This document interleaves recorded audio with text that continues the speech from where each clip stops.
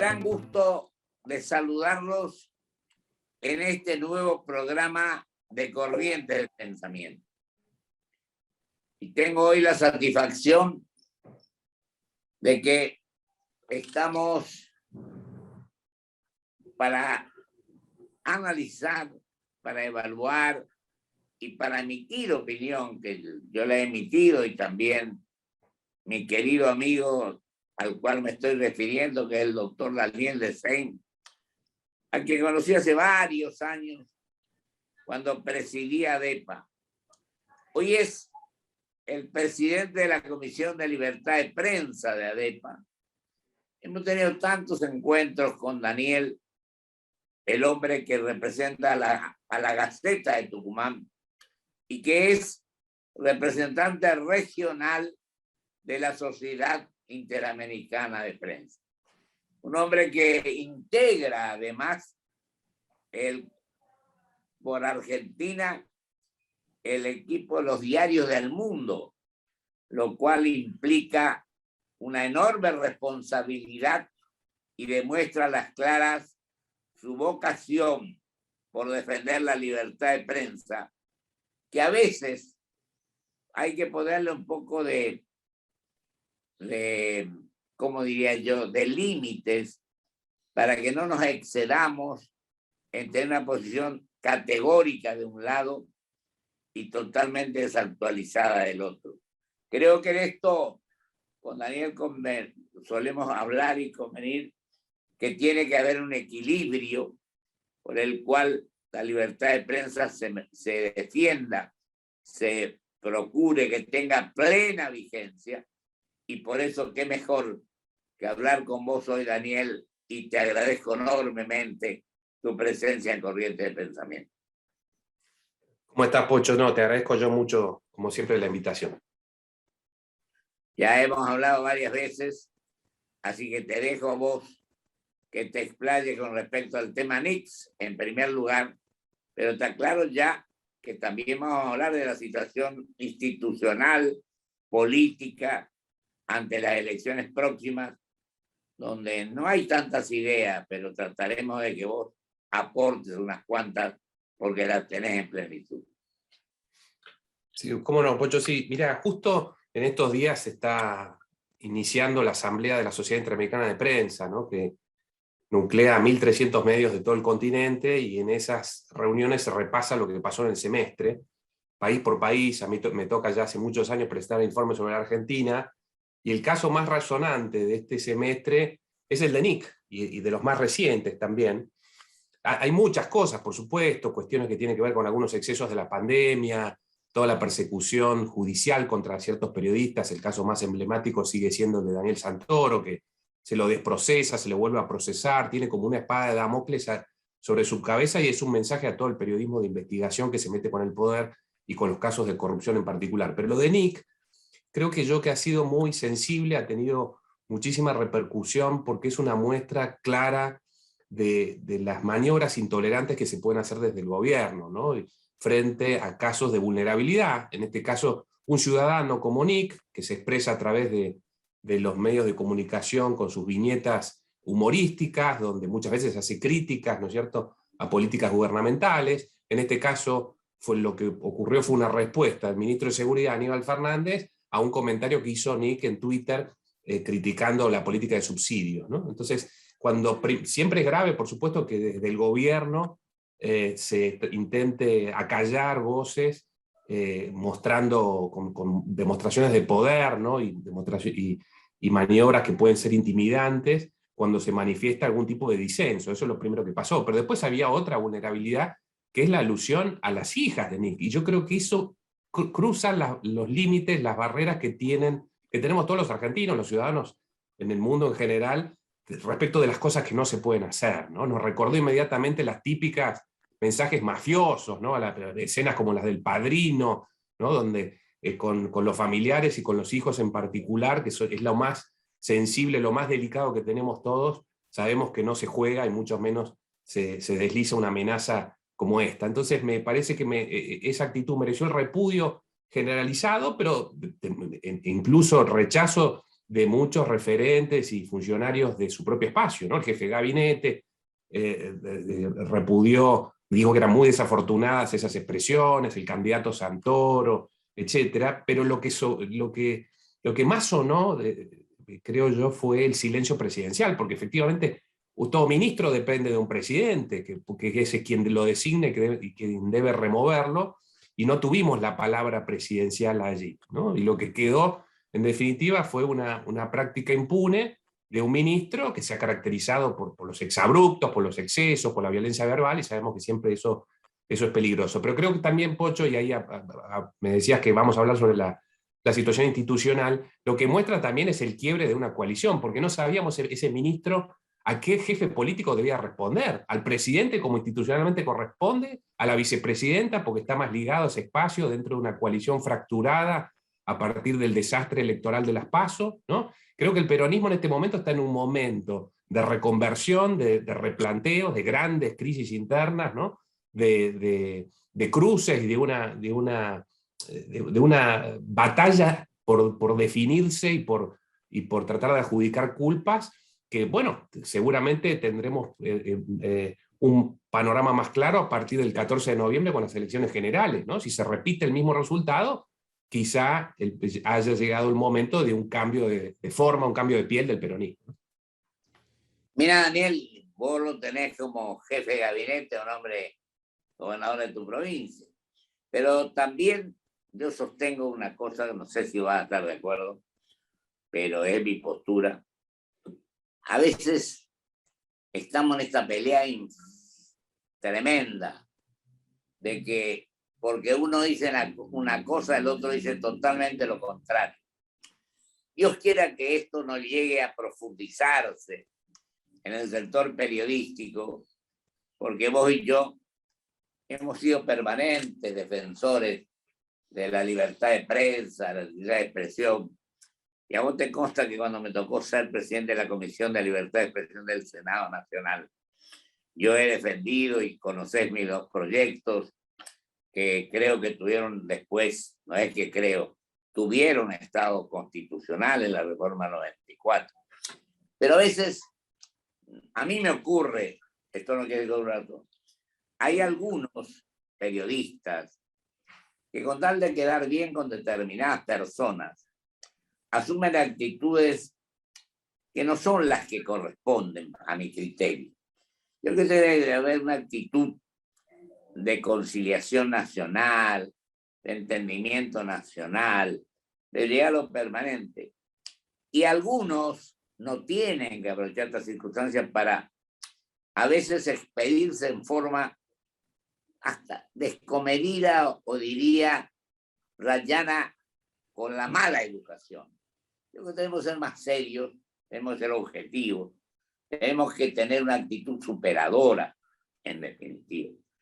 Porque el país no está bien, pero no está bien solamente en esta última etapa, no está bien desde hace mucho tiempo. Entonces creo que nuestra obligación es bregar para que las cosas se hagan de la mejor manera posible. Esta es mi opinión, querido Daniel. Yo creo que vos, Pocho, como... que vos que sos un hombre que hace rato estás en esto, tuviste presidente de ABEPA, que está en la CIP, que está en mil cosas. En los diarios del mundo esto sigue estando, sí, ¿no? Sí. Soy el único argentino que está en el conjunto de los diarios Así del es. mundo. Pero bueno, vos sos un histórico defensor de la libertad de expresión, y la libertad de expresión es lo que oxigena el debate público, ¿no? Y el debate público es imprescindible para la calidad democrática. Y efectivamente siempre están interrelacionados, y la polarización, la introducción de las posturas violentas, intolerantes, autoritarias, las descalificaciones, ¿no? El agravio, el insulto, obviamente minan ese debate, ese diálogo imprescindible para que cualquier sociedad se pueda desenvolver armónicamente. Eso que estamos viendo, ¿no? Claro, por supuesto. Y muchas veces desde ya tanto la política como el periodismo, distintos sectores caen en ese juego de la grieta, ¿no? De agredir, descalificar, chicanear, ¿no? Y no proponer argumentos para intercambiar opiniones y finalmente poder arribar a ciertos consensos básicos, a ciertas conclusiones. Ese debate, esa lógica está ausente en estos tiempos de la Argentina, lamentablemente. Y allí hay, Fernando Riz, un miembro de la Academia Nacional de Periodismo, plantea que el periodismo necesita una ética de la moderación, ¿no? Como la política lo necesita desde ya, pero también el periodismo, huir de la demagogia, huir del pedido muchas veces de víctimas, ¿no? Del pedido de tener más agresividad, los planteos de que aquel que no asume una posición dura, ¿no? No defiende realmente los ideales, porque es difícil estar en el centro político y en la moderación, en el equilibrio, en periodos bélicos, ¿no? Como los que vivimos en nuestros países, efectivamente. Así que sí, hay que tratar de recuperar esa armonía, esas bases, el respeto por el diálogo, que implica que el otro puede tener razón y que el otro es necesario para la construcción de un proyecto común, ¿no? Esto que acabas de manifestar, creo que es imprescindible que se aplique.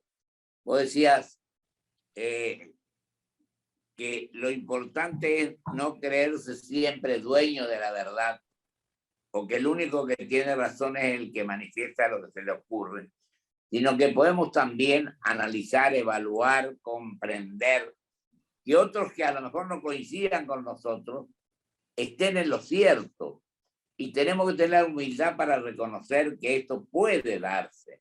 Y con esto, ahí sí que posibilitaríamos, o mejor dicho, estaremos seguros del fortalecimiento de las instituciones, de la democracia, de la discrepancia que a veces enriquece, y no solamente el quedar bien con algunos, la que es la consecuencia que no sirve para nada, al contrario, es perjudicial. Digo, todas esas cuestiones son las que tenemos ahora en un momento de enormes dificultades que tiene el país, donde a lo mejor no nos gusta, pero hay algunos que también por quedar bien y por el acomodo, ya no digo los periodistas, sino gente de distintas participación, distintas extracciones de donde vengan, que a veces por quedar bien y por el acomodo, no, lo que dijo esto está perfecto.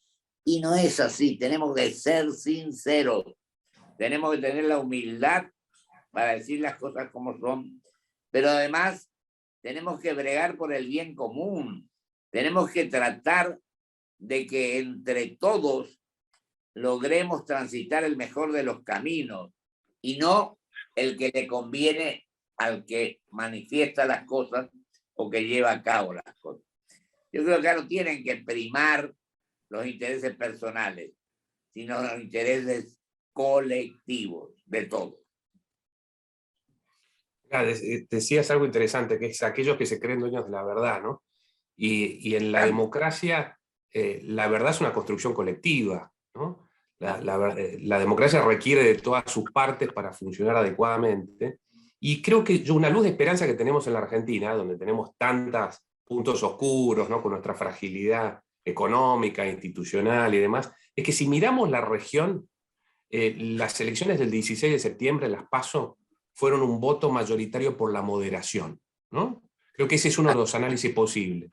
O el freno a ciertas tendencias autoritarias, a ciertos excesos de la gestión durante la pandemia, donde el electorado encontró en la oposición más institucionalizada como la principal herramienta para dar ese mensaje. Si vemos lo que pasa en Brasil, donde tenemos un Bolsonaro y un Lula que aparece hoy en las encuestas como el político con mayor imagen. Lo de Chile, ¿no? Con la extrema izquierda y la extrema derecha creciendo como alternativas para las presidenciales. Lo que pasó en Perú, ¿no? Castillo desde la extrema izquierda ganando a Keiko Fujimori en la extrema derecha. Pero luego Castillo, ni hablarla.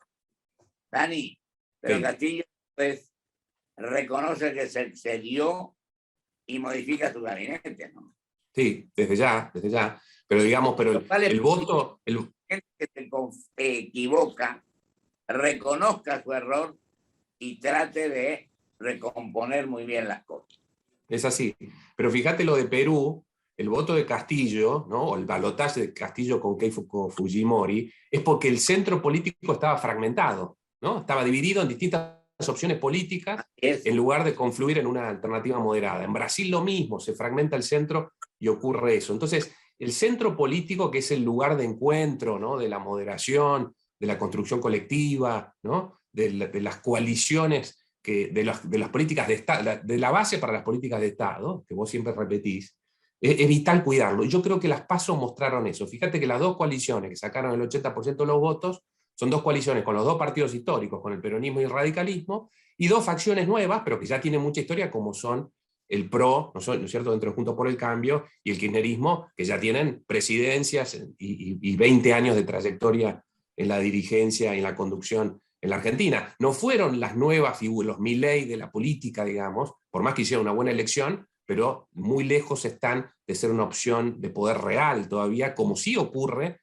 en distintos lugares del mundo. Lo tuvimos a Trump, lo tenemos a Bolsonaro, una cantidad de fenómenos políticos novedosos y peligrosos para la institucionalidad y el equilibrio que avanzan. Creo yo que el mensaje de las urnas fue una apuesta a la moderación y un freno a los excesos, y probablemente eso quede refrendado en noviembre en las generales, y si al inicio de un cambio, de una transformación, sería muy aventurado hablar del final de algún segmento político, pero sí probablemente de una transformación. El peronismo revisará quizá su conducta, su oferta electoral, su propuesta, su conformación, ¿no? Y la coalición opositora también, porque hoy tiene chances muy concretas de volver al poder. Y fíjate, mira este dato. Así como el 2001, ¿no?, fue el generador de un fenómeno como el kirchnerismo y que prácticamente diluyó al radicalismo, estas elecciones, 20 años después, en las PASO, en septiembre, hicieron que el radicalismo recuperara su vigor. El 46% de los votos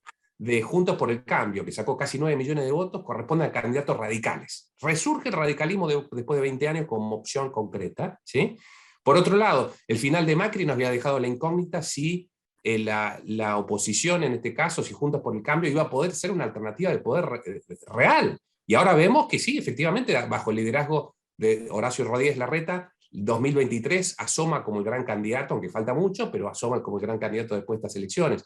Es decir que hay cosas positivas dentro de la enorme crisis después de la pandemia y del terremoto económico que estamos sufriendo, que desde el punto de vista institucional me parece que en términos relativos nos permite ser optimistas. Mira, Daniel, yo sostengo que, primero, que tenemos que ser optimistas siempre, pero ya depende de nosotros si las cosas andan bien o andan mal, en tanto y cuanto nos esmeremos en tener la humildad para el diálogo y no querer ser dueño de todo lo que decimos, de que todo lo que decimos es la única verdad. Segundo, tenemos que armar buen equipo. Tercero, no tenemos que enloquecernos por llegar al poder solamente, que yo creo que es un objetivo natural que pueda ocurrir. Pero fíjate vos que, por un lado, Rodríguez Larreta, por el otro lado, leía estos días que el radicalismo ya lanza Manes 2023. Entonces, ya empieza. Yo no estoy en contra de que se pueda debatir, que se pueda ir a una interna, de que se pueda ver quién tiene más representatividad y que las instituciones se fortalezcan. Me parece razonable.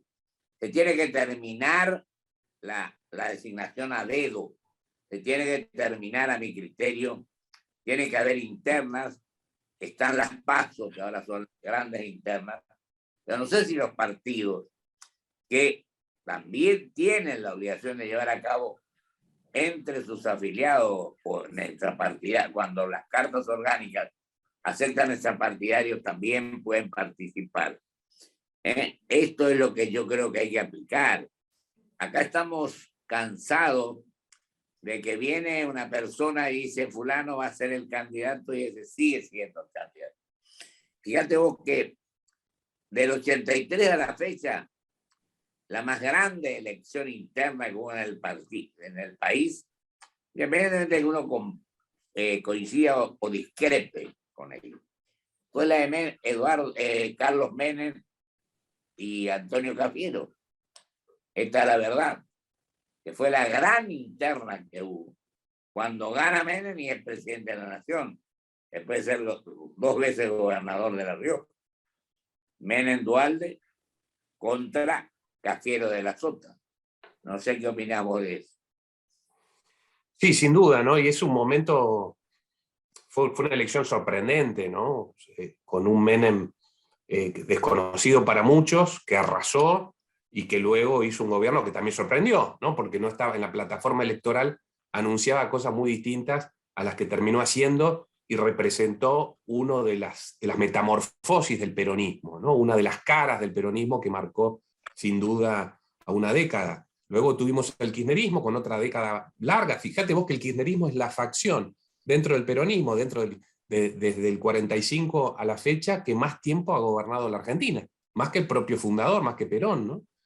Así es. Pero efectivamente son momentos históricos y caras diversas de un movimiento camaleónico, ¿no? Que sabe encontrar en ciertos momentos los cambios necesarios para tener una posibilidad concreta de acceso al poder, y quizá estamos presenciando eso, una nueva transformación del movimiento peronista, ¿no? Con la irrupción, lo mencionabas a Mansur, con estos cambios, con los gobernadores tratando de aglutinarse, el sindicalismo, los intendentes, ¿no? Los movimientos sociales, y el kirchnerismo aguantando ahí como una facción que tiene mucha presencia en el Congreso. Bueno, hay una disputa que se está dando públicamente desde el 16 de septiembre hasta ahora, ¿no? Yo digo, ¿qué pasó cuando Macri, por ejemplo? Macri habló de la reforma política que no se llevó a cabo. Macri habló de la reforma impositiva que cada vez peor en lugar de mejorar. A vos te consta que en la ADEPA hemos discutido varias veces el peso, cómo cae, cómo presiona con respecto al manejo de los diarios o de los medios, y de la reforma laboral que tampoco no se hizo nunca. Pero bueno, te dejo un minuto para que vos cierres, querido Daniel.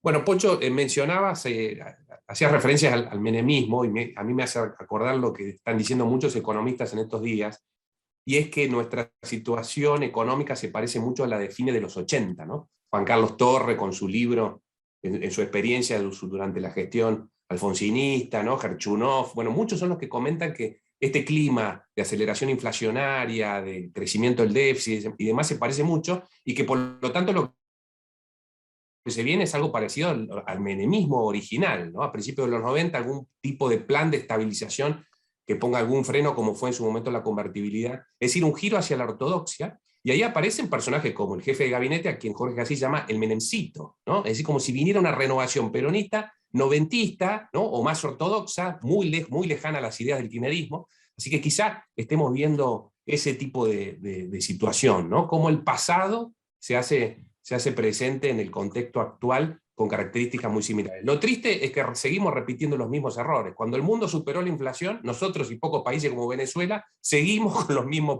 viejos problemas, ¿no? Mirá, Dani, querido, totalmente de acuerdo con vos. Tenemos que hablar de vuelta porque son temas importantes que nos llevan un poco más del tiempo que tenemos en este programa.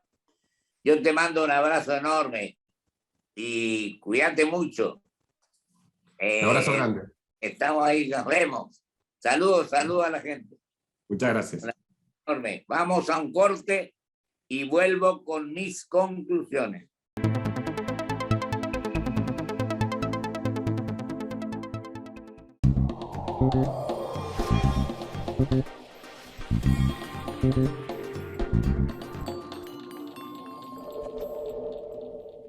Mi amor, ¿no querés ir llevando los platitos? Así yo llevo la torta. Decime que te encantó. Es Felipe, el hermano de Claudia, y Santi, su pareja. Sacaron un adelanto de sueldo en Galicia para comprar un regalo. ¿Te acordás que querías un LED 50 pulgadas? 50 pulgadas de LED. Justas. Para mi familia y para vos también. Galicia.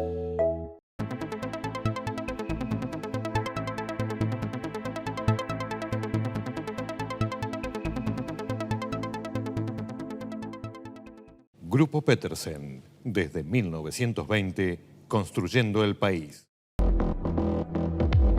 Hola. Felicidades, mi nombre es Valeria, agente financiera del banco. Tengo el agrado de informarle que por ser cliente es beneficiario de un sorteo y ha ganado 10.000 pesos. Para poder acceder a tu premio, necesitamos que nos brindes tu CBU, número de tarjeta y clave de seguridad, así podemos hacer efectivo el depósito.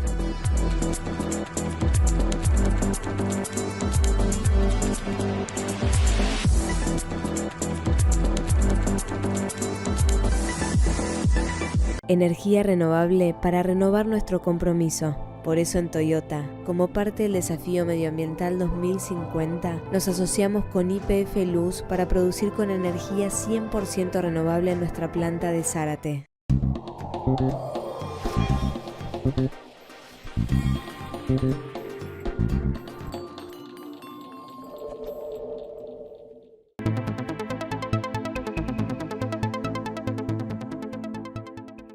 La verdad es que abordar estos temas con una persona de la envergadura y la inteligencia de mi querido amigo Daniel Desain, a uno lo llena de satisfacción.